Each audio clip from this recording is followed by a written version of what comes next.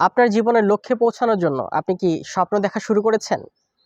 স্বপ্ন দেখার সংজ্ঞাটা কিন্তু এখনকার সময়ে এসে একটু চেঞ্জ হয়ে গেছে। কেমন? আমরা স্বপ্ন তো আমরা নরমালি বুঝি যে রাতে ঘুমিয়ে যেটা দেখি সেটা স্বপ্ন এবং এই ব্যাপারে আ মানে আমরা যদি নরমালি বলি, আর এপিজে আব্দুল কালাম স্যার বলে গিয়েছেন যে, আ "স্বপ্ন সেটা নয় যেটা তুমি ঘুমিয়ে দেখো, বরং স্বপ্ন সেটা যেটা তোমাকে ঘুমাতে দেয় না।"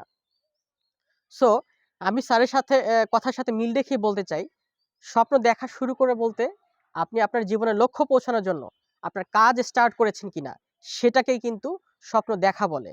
তার মানে আপনি যদি একজন বিসিএস ক্যাডার হতে চান, আপনি ডেইলি প্রতিদিন পড়ছেন কিনা এটা হলো স্বপ্ন দেখা। এই যে আপনি পড়ছেন এটাকেই বলে স্বপ্ন দেখা।